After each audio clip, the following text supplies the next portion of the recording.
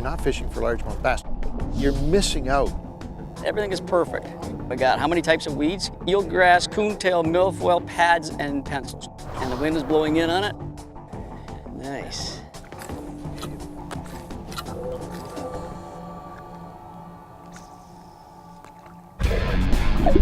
Oh, that's a nice fish. Here we go again. Go! Go, Petey, go! The Fishin' Canada Show, brought to you in part by Ram Trucks. Nothing works harder than a Ram. Stearns, trusted on the water since 1952. Mercury Outboards, #1 on the water. And Outdoor Canada, Canada's only national fishing and hunting magazine. Hardcore largemouth bass anglers tend to be a pretty focused and enthusiastic group. Opening day for them is like Christmas morning for kids, complete with all the toys. In one typical bass boat, you're likely to see rod and reel combos that could include 6 flipping sticks, 5 pitching poles, 4 worming rods, and a partridge in a bare tree. Each rigged with its own specific bait, so there's no time lost presenting that bass with a smorgasbord of delectable appetizers. These fish heads know pretty much everything about old bucketmouth, including their need for tight cover, be it under logs, trees, docks, weeds, reeds, or lily pads. Getting them out of there, though, well, that's a whole different ballgame. But today, we're going to try something that will hopefully appeal to anglers who aren't so specific about their fish and show them what a blast they can have fishing these bucketmouth powerhouses in the junk with medium spinning rods and reels, light braided line, and soft stick baits. As always, our KLP formula for fishing success will play a big role in today's outcome. Thanks to the salooner tables, we already know the major and minor activity periods with both the sun and the moon sharing the sky for about 6 hours. What a bonus. Couple this with relatively bright skies, a slight breeze, and water temperatures in the mid-70s, and we've got potential for Bass-ageddon. With this knowledge, we know where these little dynamos should be hiding out. So it's time to grab our GPS maps and look for shallow bays with lots of cover, much like their springtime spawning bays. By the looks of things, our first stop will be Wigwam Bay, where Ants fished last year with Steve Niedzwiecki, the owner of Chaudier Lodge, and an outstanding guide, when he actually gets to do it. Oh, that looks like a big one. Yeah, that looked like it moved some water, didn't it? Oh, that's a big fish, I think. Largemouth, yeah. Decent fish. Yeah, baby. Oh, yeah, the jumper. Yeah. Uh-huh. You think they're laughing at me? The geese is, nah. They know that's an accomplishment back here. Digging them out of the heavy stuff. That's a chunky fish. Is he? Yeah. Nice. Yeah, they're fat, eh? He's a fatty. Good work. He's in good shape. Yeah, he just, that Sanko just barely hit the water.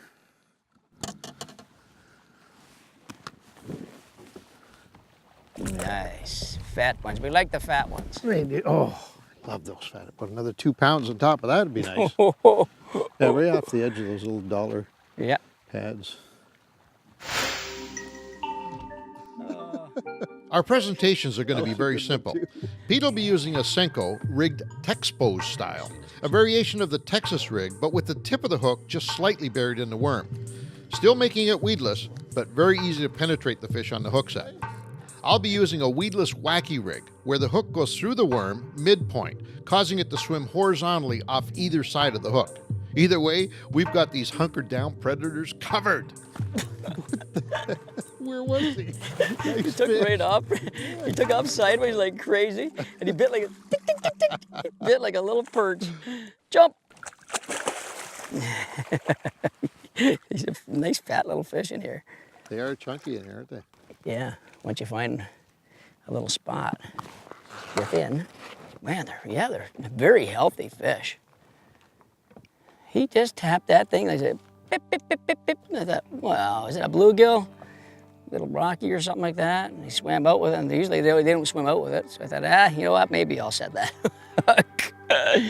Nice fish. See you, buddy. The Senko brand stick baits we're using today are special. They're infused with 11 ingredients, most of which are amino acids, and they're specifically weighted with salt. To us, they smell like plastic, but to the fish, the combination of these amino acids creates a pheromone-like taste and smell drawing the fish instinctively to it. The salt ballast gives the bait an incredibly natural action on the vertical drop, which the fish find irresistible. But as the salt dissolves, the plastic actually becomes softer, which makes the fish want to hold on to it even longer, giving us a better chance to hook up. Did you hear my drag there? Yeah. He's still on. There he comes. There you go. He was in there deep, eh? Yeah, he's in there good. Really deep. There, he got a whole mess of stuff with him. Got salad with him. Look at that black, look at the lip on him, it's black. The classic wreck your Senko fish. Right there. That's why they call him a one-fish bait, huh? You got that right. And so he come through all those weeds, and he's got a mouth right full of them too. That's a fat fish though, for not a very big fish. Full belly. Gut on him? Yeah, look at it. Yeah. He's eating something. Here you go, buddy. Well, he's shaking a lot. Hey, he's good. Shaking a lot. He's tough. Tough French River bass. There's a trick you can use to get this amazing irresistible movement when wacky rigging soft stick baits, and also help prevent those one fish, one bait outcomes that are so typical with these fragile baits. Next time out, try a rubber O-ring, slightly smaller than the diameter of the bait, and by using either a special O-ring tool or simply your fingers, slide it in place about halfway down the worm body. Then place the hook between the bait and the ring. With this technique, the Senko has more freedom of movement, and you're not putting a hole in the worm, which creates a weak point, usually causing it to break off and fall when old bucket mouth hits it. It's a good one. You Might see be. it? Nice. Go, Petey, go! Go, Petey, go! The Nice King hit. Kong Bundy him in.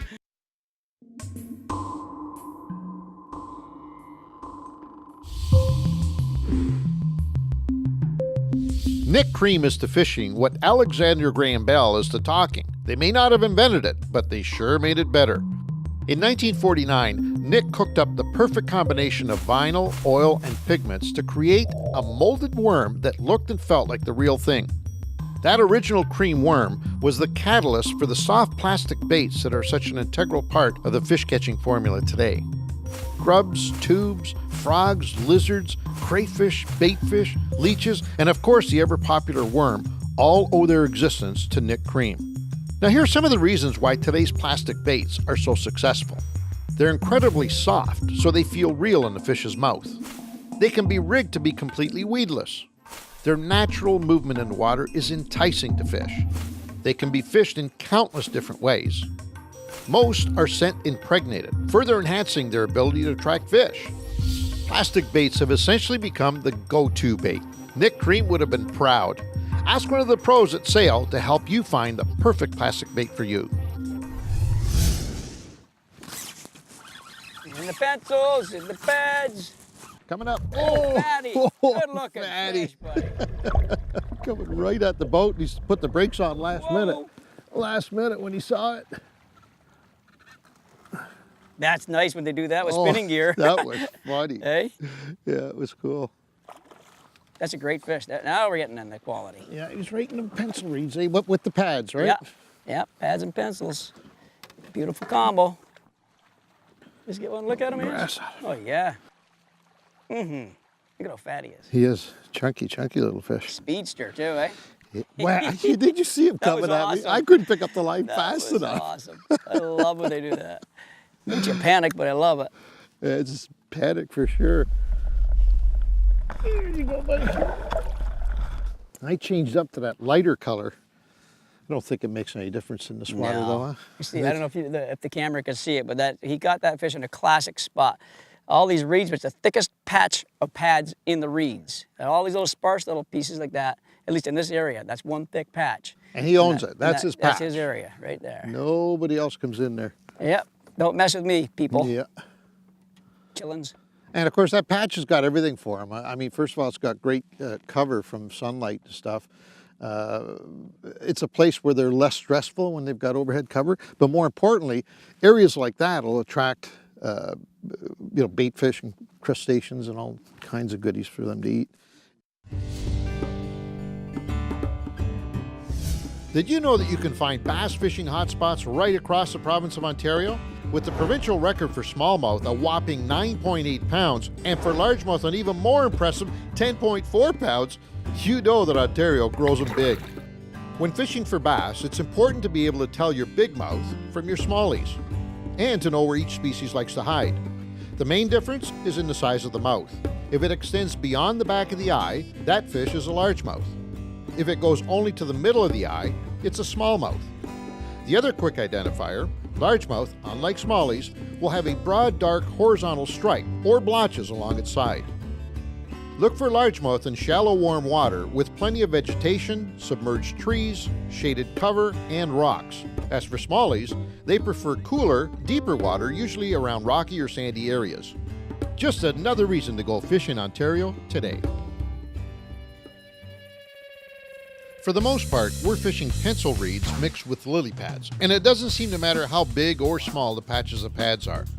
This combo is a surefire pattern that's especially effective under mile-high bluebird skies like we have today. Throw in a bit of a breeze, and you've got a bass outing made in heaven. Close to the boat. Yep, right here at the boat. Did you see him? Yep. When fishing a big bass area like this one, it's always good to have a couple of rods rigged up. If the cover looks extra heavy but the bottom is relatively clean, then oftentimes a jig and pig is more practical than a soft stick bait. Had Ange tried to flick out a little 4-inch Senko on light line here, chances are he would have lost the fish or broke off. Always have a backup. Same thing, chunky. Still fun too, eh? And oh yeah. Nice. Wow. Go figure. Yeah, he's cruising, right? He's just cruising.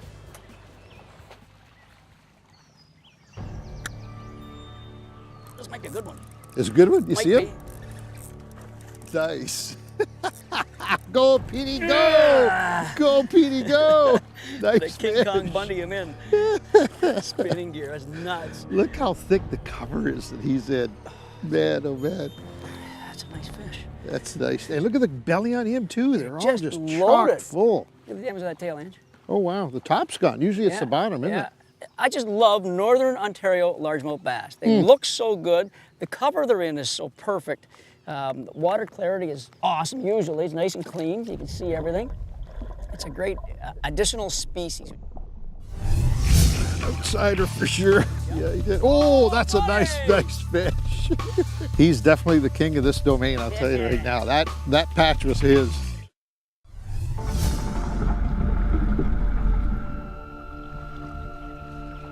Yeah.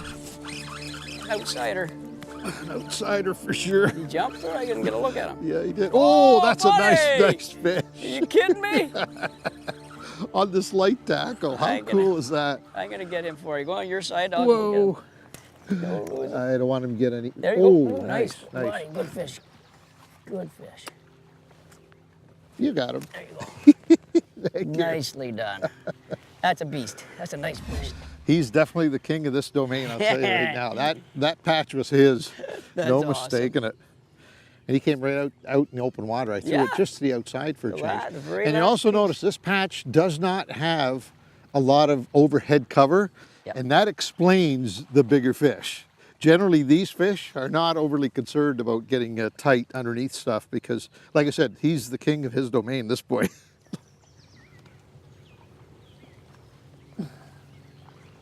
There you go, buddy. Back home. That was so cool. And we threw, what, 4 or 5 casts into that? Yep. In through it in the middle. And But you went to the very tip, didn't you? Very You went tip. Further. Yeah. Like the farthest cast, yeah. But he had to come out from there. Yeah. I'm still thinking he was in there. He just happened to come out. It was great. You gotta love that. Oh. On the French River, largemouth bass are not the dominant predator that they are in a lot of waters further south.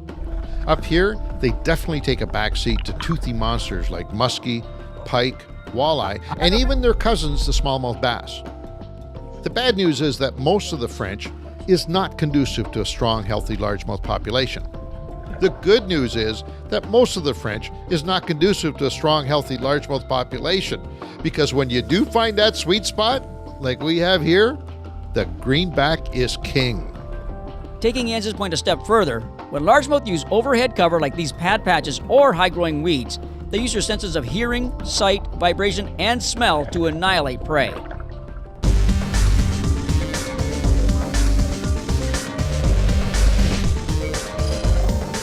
Today's hotspot is a back bay area that is perfect for largemouth bass fishing in the summer. The waypoint on your screen will get you there. Lake Nipissing and the French River are phenomenal all-round fishing destinations, and bass of both species are included in a big way. If it's sunny out, try an unweighted soft stick bait, a 1/8 ounce Texas rig plastic worm, or a 1/4 to 3/8 ounce flippin' jig and chunk. This area should last into the late summer. For more hotspots like this one, check out fishingcanada.com.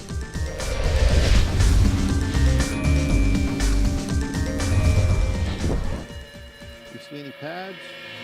Whoa, here we go. Sidewinder, he went crazy this one. Here we I don't go. think he's very big, but he went nuts. Here we go. Again, leading tip, huh?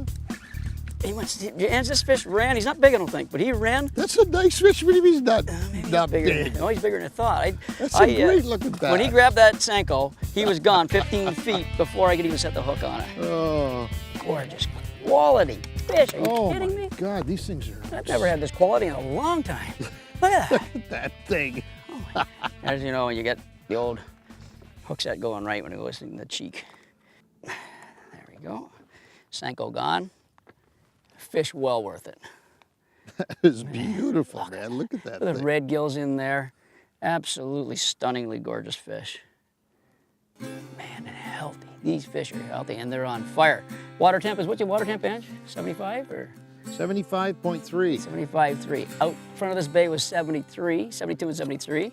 And when you, sometimes that's all the difference is too. 2 Get a couple degrees. degrees difference.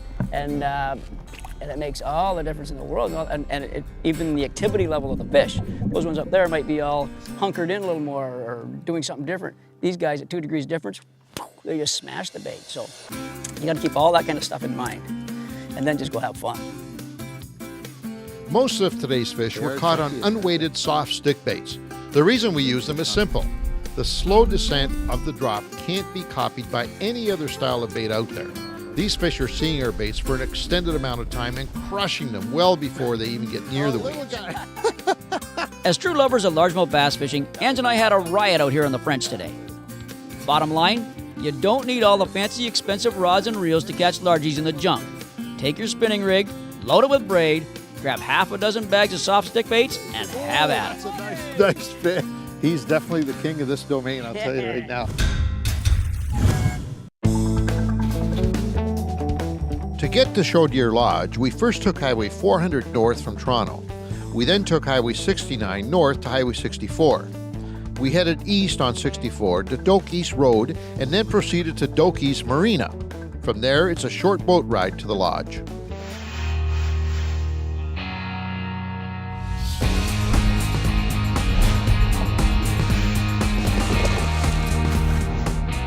Today's KLP is about knowledge. When Pete and I fish this heavy junk with spinning gear, we know that the most effective small diameter line to use is braid. 30-pound braid has an equivalent diameter to 8-pound monofilament or fluorocarbon, which is usually not a good choice in this situation. Braid is created by weaving tiny yet strong fibers tightly together, making it vastly superior in strength than the equal-sized single-strand lines.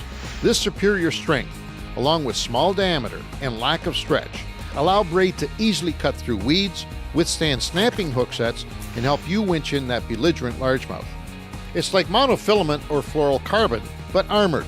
The Fishin' Canada Show, brought to you in part by Sail, the Outdoors Superstore, Coleman, the Outdoor Company, Muskol, proudly Canadian since 1951, Cooper Tires, life's a road trip, come on, let's go, and Princecraft Boats, dominate the waters.